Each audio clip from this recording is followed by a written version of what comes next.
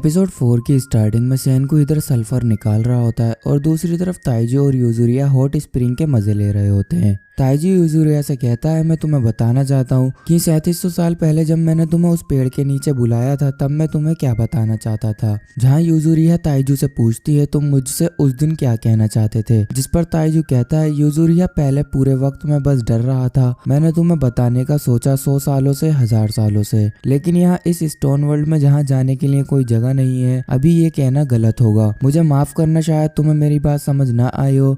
हमें सभ्यता को वापस लाना होगा, एक दिन हम इंसानियत को जरूर बचा लेंगे। क्या तब तुम मुझे मेरी बात कहने का मौका दोगी? जिस पर यूजुरिया कहती है, हाँ बिल्कुल, मुझे पूरा यकीन है हम इंसानियत को जरूर वापस लाएंगे। फिर हमें सुबह का सीन दिखाते हैं जहाँ सेनको बताता है अब हमारे पास बारूद बनाने के 3 सामान है, बस अब हमें ये मिक्स करना है। और फिर सेनको की बारूद बनाने की क्लास शुरू हो जाती है। सेनको बताता है बारूद बनाने के लिए सबसे पहली चीज है सल्फर, और दूसरी है कोयला, और तीसरा है पोटेशियम नाइट्रेट। इसे बनाने में बहुत टाइम लगता है, इसलिए मैंने ये पहले ही कुछ बना रखा है। फिर इस सब को मिक्स करने के बाद इसमें थोड़ा सा ग्लूकोज डालो, फिर ये और भी ज्यादा धमाकेदार हो जाएगी। फिर सेनको इसे ताइजू से एक बड़े पत्थर से मारकर सख्त करवाता है, और यहाँ ताइजू उस पर इतनी तेज पत्थर मार देता है कि उसमें से चिंगारी निकल जाती है और वो बारूद फट जाता है। जिस पर सेनको कहता है, कोई बात नहीं, हमारे बारूद का पकना एक जरूरी काम था। यूजुरिया बोलती है, मुझे बिल्कुल भी आइडिया नहीं था कि बारूद इतना ताकतवर होता है। जहाँ सेनको बताता है, बिल्कुल ये ताकतवर होता है, कई बार तो इसके साथ एक्सपेरिमेंट करने वाले लोगों के हाथ पैर उड़ चुके हैं। जिस पर यूजुरिया सेनको से पूछती है कि हम सच में इससे सुकासा पर हमला करने वाले हैं। जहाँ सेनको बताता है, नहीं बिल्कुल नहीं, हम उसके साथ एक सौदा करेंगे, सुकासा कोई नासमझ हथियारा नहीं है। ताइजू तुम्हें याद है ना उसने तुमसे क्या कहा था? उसने कहा था कि ये तो किसी भी तरह का सौदा नहीं हुआ, दूसरे शब्दों में हम उसे नहीं हरा सकते, लेकिन हमारे पास ये बारूद है जिसकी वजह से हम उससे आगे हैं। सेनको सोचता है, लेकिन अगर सुकासा तब भी नहीं माना तब तो हमें फिर हमला करना ही होगा। इधर सुकासा बड़ी तेजी से सेनको और बाकी सब की तरफ बढ़ रहा होता है और सोचता है अगर सेनको पहले ही बारूद बना चुका है तो मुझे उसे मारना पड़ेगा। इधर ये लोग उस धुएं पर पानी डाल रहे होते हैं जो बारूद फटने पर निकल रहा होता है। सेनको कहता है, अगर सुकासा हमारे पीछे है तो 10 बिलियन % वो हमें इस धुएं से ढूंढ लेगा। यहाँ यूजुरिया को एक स्मोक सिग्नल दिखाई देता है, जिसे देखकर सेनको बड़ा हैरान रह जाता है। जहाँ यूजुरिया पूछती है, क्या ये सुकासा है? जिस पर सेनको बताता है, नहीं, वो इसकी उल्टी दिशा में है, और इसके अलावा वो हमें अपनी लोकेशन कभी नहीं बताएगा। इसे हम इत्तेफाक तो बिल्कुल नहीं कह सकते, ये जरूर हमारे बारूद से जो धुआं निकला है उसके जवाब में आ रहा है। इसका मतलब इस स्टोन वर्ल्ड में हमारे अलावा और भी कोई जिंदा लोग मौजूद हैं। यूजुरिया कहती है, हमें उस धुएं को जल्दी ही बंद करना होगा। जिस पर सेनको कहता है, नहीं रुक जाओ। सेनको बताता है, जितना उन्हें पता है वो समझेंगे कि हमारा सिग्नल ज्वालामुखी से हुआ है, उनके वहां से जाने से पहले हमें उन्हें एक और सिग्नल देना होगा। यूजुरिया कहती है, ऐसे तो सुकासा हमें ढूंढ लेगा। सेनको बोलता है, हाँ, हमें ढूंढने का उसका काम आसान हो जाएगा। सेनको यहाँ सोच में पड़ जाता है और सोचता है, मेरा सबसे कम लॉजिकल पार्ट मुझसे बात कर रहा है, और वो है मेरी हिम्मत। मुझे क्या चुनना चाहिए, सुरक्षा या फिर भविष्य? जहाँ ताइजू भी परेशान होकर पूछने लगता है, आखिर हम करें तो करें क्या, आग जला दें या उसे बुझा दें? सेनको ताइजू से कहता है, आग जलाने का काम शुरू करो, स्मोक सिग्नल को जितना हो सके उतनी दूर भेजो। सेनको आग लगा देता है और कहता है, बारूद खत्म हो चुका है, और चीजें लाओ जिससे ये और अच्छे से जल सके। सेनको सोचता है, ये एक दोधारी सिग्नल है, हम हर किसी को हमारी जगह बता रहे हैं, अगर सुकासा को हमारे बारूद के बारे में पता चल गया तो। और इधर सुकासा यही सोचता हुआ सेनको की तरफ बढ़ रहा होता है कि सेनको बारूद बना रहा है। सुकासा सोचता है, मुझे सेनको की उन बातों से इतना तो पता चल ही गया था जब सेनको ने कहा था कि इन शेल्स का इस्तेमाल 4 तरीकों से किया जा सकता है। सेनको ने एक तरीका छुपा लिया था, ये सोचकर कि मैं डर जाऊंगा। तभी सुकासा को सेनको का स्मोक सिग्नल दिखाई दे जाता है। यहाँ यूजुरिया और ताइजू आग जलाने के लिए लकड़ियां इकट्ठा कर रहे होते हैं। तभी यूजुरिया को पीछे से आकर सुकासा पकड़ लेता है और सेनको के पास आ जाता है। यहाँ सेनको हंसकर बोलता है, अगर ये विज्ञान का हथियार वजूद में आता है तब क्या मैं ज्यादा ताकतवर नहीं होऊंगा? लगता है अब तुम अपना गुस्सा दिखाने वाले हो सुकासा। जिस पर सुकासा कहता है, अगर तुम विज्ञान का हथियार बनाओगे और पुराने लोगों को जिंदा करोगे तो वो अपने फायदे के लिए लड़ना शुरू कर देंगे और हम फिर से उसी बेकार दुनिया में आ जाएंगे। मैं नहीं चाहता कि मैं उसे रोकने के लिए अपने अपने हाथ गंदे करूं। जिस पर सैनकू कहता है तब तो तुम्हें वैज्ञानिक सैनकू को यहीं पर मारना होगा, तुम्हारी सजा सुनकर तो अमेरिका भी रो पड़ेगा। सुकासा कहता है हाँ बिल्कुल सही कहा, लेकिन उससे पहले मुझे वो लिक्विड की सही रेसिपी चाहिए। सैनकू सुकासा के जवाब में कहता है माफ करना, लेकिन मैं तुम्हारी तरह दयावान नहीं हूँ, मैं सिर्फ चीजों को लॉजिकली देखता हूँ, मुझे 1 मिलीमीटर भी फर्क नहीं पड़ता तुम उस लड़की के साथ क्या करते हो। तभी सुकासा यूजुरिया के बालों पर वार कर देता है, जिसकी वजह से सैनकू की सांसें अटक जाती है। सुकासा कहता है वक्त बर्बाद मत करो सैनकू, क्या तुमने ये कभी नहीं सोचा था जब यूजुरिया पत्थर बनी हुई थी तभी तुम उसे उसकी सुरक्षा के लिए कहीं दफना दो। ऐसा हो ही नहीं सकता कि तुमने ऐसा ना सोचा हो, लेकिन फिर भी तुमने ऐसा नहीं किया। तुम खुद को लॉजिकल बुलाते हो, लेकिन फिर भी तुम्हारे पास दोस्त हैं जो तुम्हारे दिल के करीब हैं। मेरे पास बहुत लोग हैं, लेकिन ऐसा कोई नहीं जो मेरे दिल के करीब हो। तभी तो यहाँ जीत मेरी हुई। जहाँ यूजुरिया कहती है मैं सच में इसके लिए तुम्हारी शुक्रगुजार हूँ, इस दुनिया में बाल धोना बहुत मुश्किल है। यूजुरिया सुकासा का भाला अपनी गर्दन पर रखकर कहती है सैनकू इसे वो रेसिपी कभी मत बताना, जब तक इसके पास वो नहीं है ये तुम्हें नहीं मार पाएगा। मुझे परवाह नहीं, लेकिन तुम्हें जिंदा रहना होगा ताकि तुम लोगों का फ्यूचर सुधार सको। जिस पर सैनकू सुकासा को लिक्विड की रेसिपी बता देता है कि वो निट्रिक एसिड और अल्कोहल से बनाया गया है। जहाँ सुकासा बोलता है तुम्हारा शुक्रिया सैनकू, अब तुम्हें जिंदा रखने की मेरे पास कोई वजह नहीं बची। इधर ताइजू अभी भी लकड़ी जमा कर रहा होता है और ताइजू को तभी 3 बड़े स्मोक सिग्नल दिखाई देते हैं। ताइजू कहता है इसमें कोई भी शक की बात नहीं कि हमारे अलावा यहाँ और भी लोग हैं। फिर ताइजू सैनकू की तरफ तेजी से बढ़ता है। फिर हमें उस इंसान की झलक दिखाते हैं जो सैनकू और बाकी लोगों को 3-3 स्मोक सिग्नल भेज रहा होता है। इधर सुकासा यूजुरिया को छोड़ देता है और सैनकू की तरफ बढ़ता हुआ बोलता है अगर मैं तुम्हें जिंदा छोड़ दूं तो क्या तुम वादा करते हो कि कभी जिंदगी में विज्ञान को हाथ नहीं लगाओगे? अगर तुम ऐसा करोगे तो मैं तुम्हें नहीं मारूंगा सैनकू। फिर हमें सैनकू का बचपन दिखाया जाता है जहाँ वो अपने टीचर से कह रहा होता है कि मैं एक एस्ट्रोनॉट बनूंगा, और फिर ये खुद से ही कहता है लेकिन फिर भी मैं एक बच्चा ही हूँ जिसे विज्ञान का ए तक नहीं आता। जहाँ सैनकू के डैड सैनकू से बोलते हैं मैं तुम्हारी मदद नहीं कर सकता सैनकू, लेकिन अगर तुम सीरियस हो तो तुम विज्ञान की मदद से सब हासिल कर सकते हो। इधर सैनकू सीखता है कि मैग्नीफाइंग गिलास से भी सूरज की रोशनी की मदद से कागज को जलाया जा सकता है। यहाँ ये इतना सा बच्चा बड़े गजब गजब के एक्सपेरिमेंट करता रहता है और यहाँ कुछ बड़े लड़के सैनकू की मशीन तोड़ देते हैं, जिस पर ताइजू उसकी मदद करता है और यही ताइजू और सैनकू की दोस्ती होती है। फिर इसके बाद सैनकू एक इलेक्ट्रिक गन बनाता है और उन बच्चों से बदला लेता है जिन्होंने उसकी मशीन तोड़ी थी। इसके कुछ साल बाद का सीन दिखाया जाता है जिसमें ताइजू सैनकू से पूछता है सैनकू तुम्हें रॉकेट बनाने के नेक्स्ट स्टेप में मदद चाहिए थी ना? तो यहाँ यूजुरिया को मिलाकर हम 3 जने हो गए हैं। सैनकू अपना रॉकेट लॉन्च करने के लिए किसी जगह पर जाता है और उसके अंदर तीनों की डोल्स रख देता है और इसके साथ ही सैनकू का रॉकेट सक्सेसफुली लॉन्च हो जाता है बिना किसी दिक्कत के। लेकिन काफी ऊपर जाने के बाद रॉकेट फट जाता है। इसके बाद हमें प्रेजेंट का सीन दिखाते हैं जहाँ सैनकू सोच रहा होता है कि तुम विज्ञान से सब हासिल कर सकते हो। सुकासा कहता है सैनकू अगर तुमने ऐसा किया तो मैं तुम्हें नहीं मारूंगा। मैं एक बार फिर से पूछता हूँ क्या तुम मुझसे वादा करते हो कि विज्ञान को फिर कभी हाथ नहीं लगाओगे? जिस पर सैनकू कहता है नहीं मैं ऐसा बिल्कुल नहीं कर सकता। जहाँ सुकासा बोलता है मुझे लगा ही था तुम ऐसा ही बोलोगे। सैनकू हंसकर बोलता है तुम किस बारे में बड़बड़ा रहे हो? चाहे मैं कुछ भी बोलता तुम मुझे फिर भी मारने ही वाले थे अगर तुम सुरक्षा की बात कर रहे हो तो। सैनकू कहता है ये एक ही झटके में कर देना, मेरा खून बहाना दोनों के लिए ही इलॉजिकल होगा। जिस पर सुकासा कहता है चिंता मत करो, एक ही झटके में सब कुछ खत्म हो जाएगा, तुम एक झटके में ही बेहोश होकर मर जाओगे, मैं तुम्हें तड़पाऊंगा नहीं और वादा करता हूँ कि चूकूंगा भी नहीं। इधर ताइजू को कुछ गलत लगता है इसलिए वो सब कुछ छोड़ देता है और सैनकू की तरफ बहुत तेजी से बढ़ता है। यहाँ सुकासा कहता है सैनकू अगर हम 3700 साल पहले मिले होते तब तुम शायद मेरे पहले दोस्त होते। और फिर सुकासा ताइजू के पहुंचने से पहले ही सैनकू को एक झटके में मार देता है। इसी के साथ एपिसोड 4 भी खत्म होता है। अगर आपको वीडियो अच्छी लगी हो तो वीडियो को लाइक करना और चैनल को सब्सक्राइब करना ना भूलें। मैं मिलता हूँ आपसे नेक्स्ट एपिसोड में, तब तक के लिए गुड बाय, सायोनारा।